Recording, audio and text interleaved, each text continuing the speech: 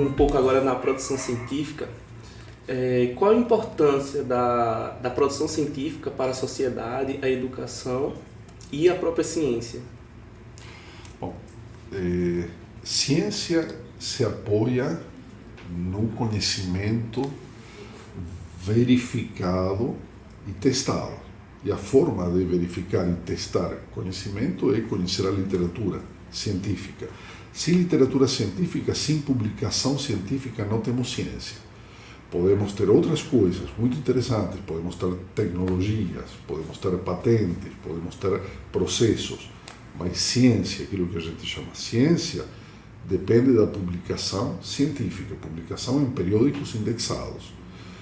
E, claro, aí começa o debate, principalmente com algumas facções da ciência e da computação. Não, porque tem conferência que é mais difícil de publicar que periódicos. Sim, não estamos falando de dificuldade ou facilidade de publicar. Estamos falando de produzir um novo conhecimento com um certo formato, divulgado de certa forma, de largo alcance. Muita gente dentro da comunidade consiga assimilar. Como que isso se transforma em tecnologias? Tem empresas astutas, contratam cientistas com boa formação, que são capazes de olhar para a literatura e trazer soluções para os problemas tecnológicos. E assim se faz tecnologia. E que impacto isso pode ter na educação? Aí fica, o que eu faço já fica um pouquinho mais distante de educação, digamos, primeiro grau, segundo grau. Mas a comunicação científica faz isso. Ela se preocupa por pegar conhecimento relevante para crianças, adolescentes, formatar de uma maneira palatável e levar para gerar curiosidade e gerar pensamento científico. Pensamento científico que, voltando ao início, é o oposto do pensamento dogmático. Então, um bom comunicador científico o que faz é colocar dúvidas nas cabeças, nas jovens cabeças, dúvidas que sejam interessantes. Então, ciência sem publicação científica não existe. Não existe. É como música no vácuo. Mesma coisa. Impossível. E o que é preciso para a gente escrever um bom artigo científico? Fazer boa ciência. Eu não sei a quem que está dirigida a resposta, mas eu vou imaginar que estou falando com um jovem cientista, uma pessoa que está começando, está no caminho de ser um cientista. Ter um bom orientador. E o que é um bom orientador? Alguém que faça ciência e alguém que saiba te guiar até formatar uma pergunta científica interessante. Esse é o primeiro passo para fazer uma boa carreira científica. Eu vou responder outra pergunta. Eu não vou responder fazer uma publicação. Fazer uma publicação faz parte de uma coisa maior que ter ser cientista. Ou seja, se você quer formatar a sua carreira como cientista, é bom começar com um bom orientador ou bons orientadores que sejam cientistas produtivos, que te ajudem a formatar uma boa pergunta científica, que a gente discutiu isso no curso, né? Então não vou entrar de novo o que é uma boa pergunta científica. Que te forneçam os subsídios necessários para trabalhar nessa pergunta científica. Um orientador te mantém alerta, você não deixa você se acomodar, porque a gente tem a tendência de ficar lambendo a cria, né? A gente fez aquele programa, rodou, deu um resultado bacana, a gente, adorei, vamos rodar de novo. Então a gente fica lambendo a cria. O orientador chacoalha e diz, bom, mas agora testa com esse outro conjunto de dados, se não vai dar certo. Isso é bom, porque te mantém alerta, trabalhando. Então, para fazer uma boa publicação científica, você tem que ter um bom projeto, tem que desenvolver esse projeto, chegar até um novo resultado. Novo, vou frisar essa palavra, novo. O que significa novo? Significa que você conhece a literatura, sabe onde está o estado da arte, e você pode dizer, olha, tal dia, tal hora, eu completei uma revisão, tal dia, tal hora, hoje, à meia hora, eu completei a minha revisão bibliográfica sistemática e eu sei que esse resultado não foi publicado. Então está aí o material para um bom artigo. Aí você formata esse artigo na estrutura clássica, que a gente discutiu no curso também, com todo cuidado, todo esmero, com inglês impecável, com gráficos sensacionais que seguem o paradigma de Edward Tufte, e você prepara seu artigo e manda para um bom periódico. Qual é um bom periódico? Um daqueles que você mais lê para conhecer o estado da arte. E aí você torce para dar certo. Enquanto isso, você está fazendo outra coisa. Porque esse é um perigo dos jovens cientistas. Preparam um paper, mandam e aí vão descansar. Não, é processo contínuo. Você tem que ter vários trabalhos em andamento. Mudar um pouco aqui as cabeças, né? Porque eu tenho algumas perguntas também. O que não falta aqui é pergunta para a gente fazer para o senhor. E a minha primeira pergunta é: quando o senhor tinha a nossa idade, que mais ou menos estava fazendo mestrado, doutorado, a informação ela era um tanto mais restrita, não era tão fácil de ser encontrada. Hoje em dia, a gente tem um mar de informação que parece que não acaba mais. Então, como a gente pode fazer para não se perder não se afogar nesse mar de informação que a gente tem disponível na hora da gente fazer a nossa pesquisa? Boa pergunta. Primeiro que eu comecei a minha carreira pós-graduação tarde, comecei com 27 anos. Inclusive, quando eu defendi o mestrado aos 30, uma pessoa que eu achava que era meu amigo chegou para mim e falou: bom, você já defendeu o mestrado, agora vai arrumar um trabalho? Eu falei: não, eu quero fazer o doutorado, vou proibir. Você está velho para fazer o doutorado, não vai dar certo. Sim, foi super bacana. É verdade, a gente não tinha tanto volume de informação, tanto dado disponível, e os dados que a gente tinha, os papers, digamos, vamos simplificar, vamos falar de papers, e os papers que a gente tinha nem sempre eram fáceis de conseguir. Eu mesmo já mandei muita carta, envelope, selo, caixa de correio, pedindo papers. E era uma experiência fantástica. A gente fazia, comparado a hoje, a gente fazia slow science. Não tem fast food e slow food. Bom, a gente fazia slow science comparado com o que algumas pessoas fazem hoje, que é fast science. Eu acho que a forma de selecionar as leituras não mudou muito. Você seleciona as leituras porque você tem um paper fundamental, que tem um ponto de partida, quando você começou a sua carreira, a sua trilha científica, no teu mestrado, o teu orientador falou: tua pergunta é essa, está aqui teu paper em periódico, você pegou esse paper. Você vai entender esse paper por completo a primeira leitura? Não. Pois você vai ter um resultado que remete à referência tal. O que você vai fazer? Como um bom filhote de cientista, você vai pegar essa referência e você vai ler. Você vai entender tudo? Provavelmente não. Porque esse paper vai dizer: a prova de tal coisa está em tal referência. O que você faz? Você vai para essa referência. A gente fazia isso na mão e sem muito método. Hoje, como a gente viu no curso, no curso eu propus um método para fazer isso. E usando ferramentas que a gente, à época, não tinha. Qual era a minha ferramenta? Era o pessoal da Xerox e pastas, onde eu guardava os papers. Às vezes eu fazia fichas, mas eu tinha boa memória naquela época. Hoje não tenho mais. Então, hoje temos método para fazer isso.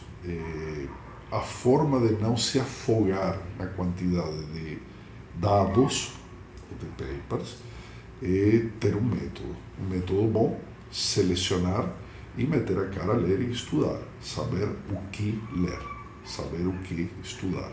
E sempre estar disposto e atento para aprender coisas novas, para não ficar bitolado num tema. Muito bom.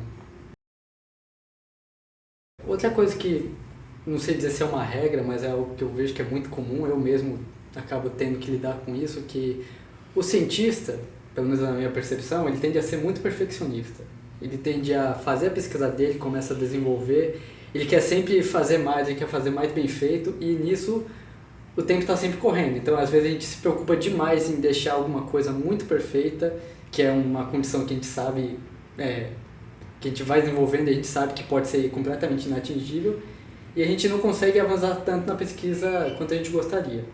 Então, que dica você tem assim para saber a hora de parar? Ou como que a gente lida com esse perfeccionismo?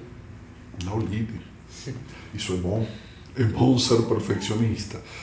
Mas lembra que um dos atributos, uma boa pergunta científica, é que seja possível quebrá-la em etapas. Deixe claras quais são as etapas. Seja perfeccionista sempre, mas que isso não te impeça de produzir resultados intermediários. Eu vou te dar um exemplo. 90%, não estou dizendo, 80% da minha pesquisa se apoia numa única pergunta. Qual é a informação que eu consigo extrair de cada elemento de uma imagem SAR polarimétrica?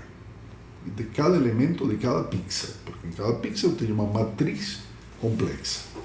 Então, a minha pergunta é: qual é a informação que eu consigo extrair de cada elemento dessa matriz? Eu vou conseguir responder? Não, nunca. Mas isso é bom. Eu vou avançando por etapas. Então, a primeira etapa, isso foi o resultado da minha tese de doutorado, eu quero modelar cada uma das intensidades dos elementos da diagonal, mas não de forma conjunta, individualmente. Por quê?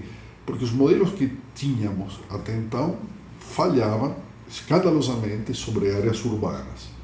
Então, o meu objetivo era: eu quero um modelo que, num contexto dessas imagens, não um modelo maluco, um modelo da cabeça, num contexto dessas imagens, um modelo que seja capaz de descrever dados sobre áreas urbanas. Aí, o que eu fiz? Meti a cara, fiz conta, papel e mais papel, foi o holocausto das árvores, mas saiu um resultado bacana. Aí, puxa vida, mas agora eu quero saber as propriedades dos estimadores. Qual era o objetivo? Ter um modelo. Está aqui o modelo. Saiu um paper. Um dos papers que mais... meu paper mais citado na Transactions on Geoscience and Remote Sensing. Porque esse era o objetivo. Qual é o objetivo seguinte? Não tem seguinte, não são disjuntos, né? Eles vão se sobrepondo. Mas qual era o próximo?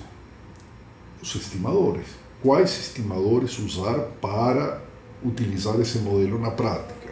E depois, como utilizar esse modelo estimado para fazer classificação, para fazer filtragem, para fazer segmentação? O que acontece com esse modelo quando o meu dado está contaminado? Todas essas são perguntas que vão se sobrepondo, mas você tem objetivos, tem metas menores que compõem a tua pergunta. Você vai juntando essas subperguntas. Então, tem que ter isso claro. Uma coisa é a tua pergunta, com a qual você vai trabalhar boa parte da tua carreira científica, e outras são os pedaços dessa pergunta. Lembram que a gente viu isso no curso. É um dos atributos de uma boa pergunta científica, ser capaz de quebrar em pedaços. Então, quebra em pedaços. Muito bom. Tá? A gente meio que tem uma percepção geral assim que hoje em dia é mais fácil de fazer ciência. Então, já fica meio que uma pergunta e meia. Primeiro, você tem essa percepção de que é mais fácil fazer ciência hoje em dia? E se isso, por acaso, for verdade, você tem uma percepção de que mais ciência é produzida, o pessoal tem mais entusiasmo de fazer ciência hoje em dia do que em tempos mais passados? Já é uma pergunta mais de percepção pessoal. Eu vou responder de forma bem pessoal. Eu acho o contrário. Certo? Okay. Eu acho que tem mais pressa para publicar. E tem, em certo sentido, mais facilidade para publicar. Hoje tem zilhões de periódicos, muitos são um lixo, alguns são bons, Então, todos vocês devem ter recebido e-mails dizendo: transforme a sua dissertação de mestrado em uma publicação, em um livro com ISSN. Pague apenas R$400. Bom, lixo, né? Lixo. E isso também é autoplágio, né? Já deixando claro. Não, você pode publicar, mas é lixo. Lixo. Qual é o valor disso? O valor científico. Você vai ficar lambendo seu livro e mais ninguém. Isso não vai ser discutido, isso não vai ser disseminado, isso não vai ser validado. Então, não sei se hoje é mais fácil. Eu acho que é mais difícil, porque tem muita tentação de pegar atalhos. E esses atalhos não te levam a fazer boa ciência. Levam a publicar, talvez, mas de qualidade questionável. Eu sou um adepto da slow science. Eu gosto de fazer as coisas com calma. Para mim não mudou muito. Se mudou alguma coisa, para melhor foi a maior facilidade de conseguir informação, mas isso exigiu a criação de um método e as ferramentas. Eu sou fã de algumas ferramentas, eu uso muito ferramentas. Então isso ajuda, isso ajuda e me ajuda muito. Mas acho que é um grande perigo esse da tentação dos atalhos. Então diria que não, na minha percepção, fazer ciência de qualidade hoje não é mais fácil do que era antes. Por um lado tem mais tentações, mais distrações, por outro lado tem mais ferramentas. Ou seja, uma coisa complica, a outra facilita. Acho que depende da escolha que cada um faz. Muito bom. Tem algum projeto que o senhor está realizando e gostaria de compartilhar conosco? Tá.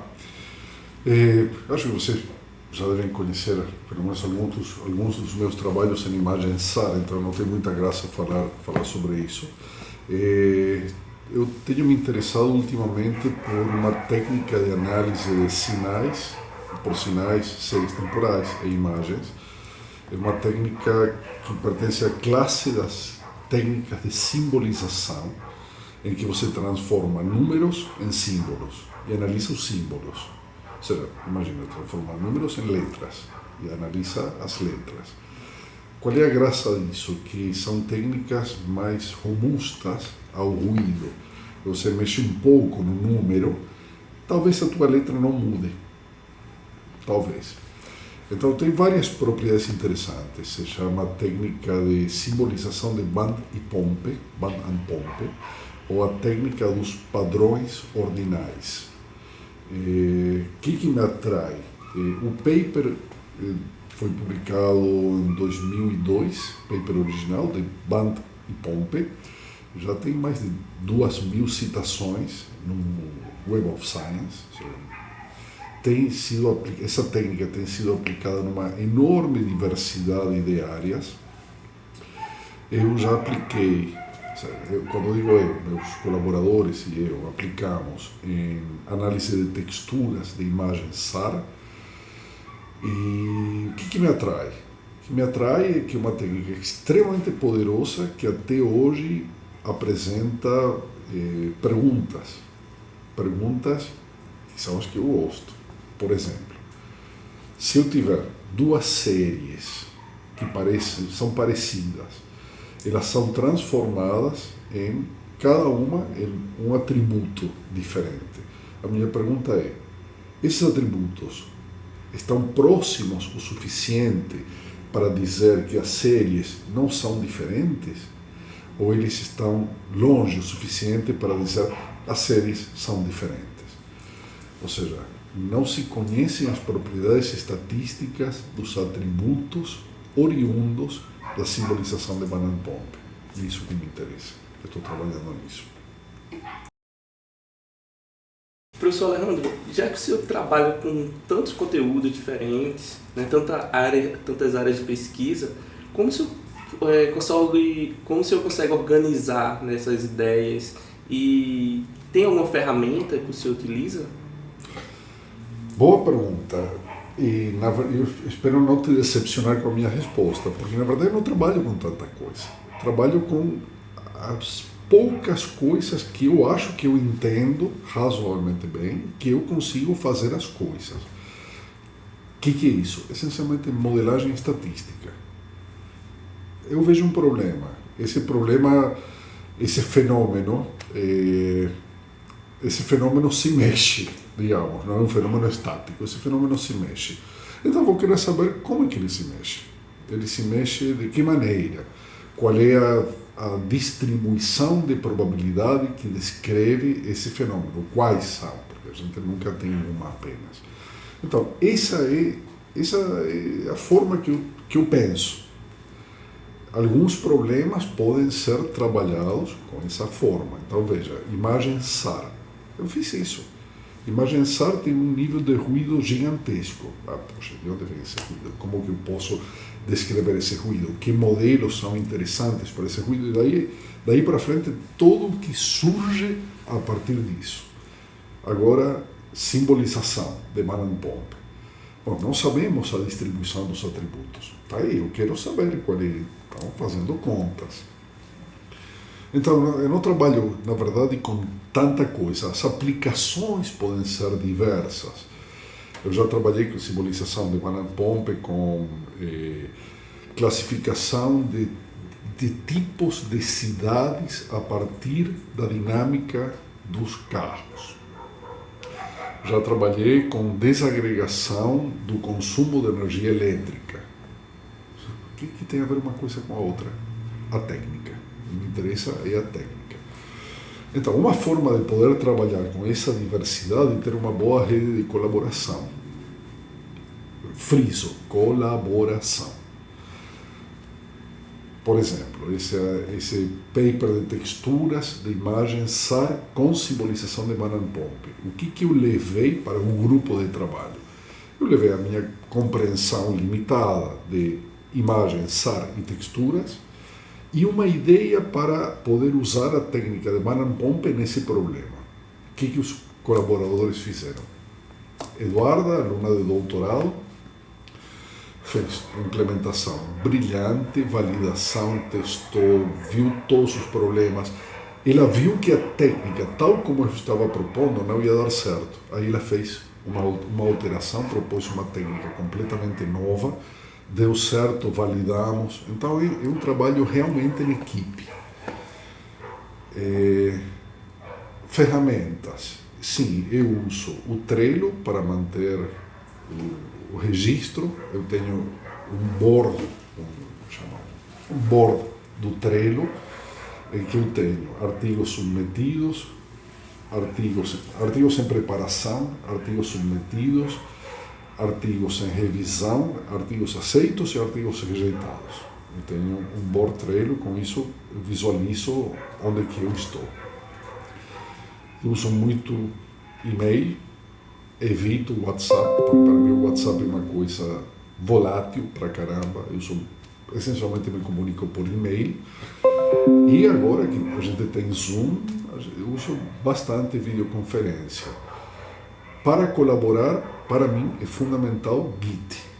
Eu uso GitHub, Bitbucket e GitLab. Fundamental. Sem Git eu não conseguiria render do jeito que a minha pesquisa rende.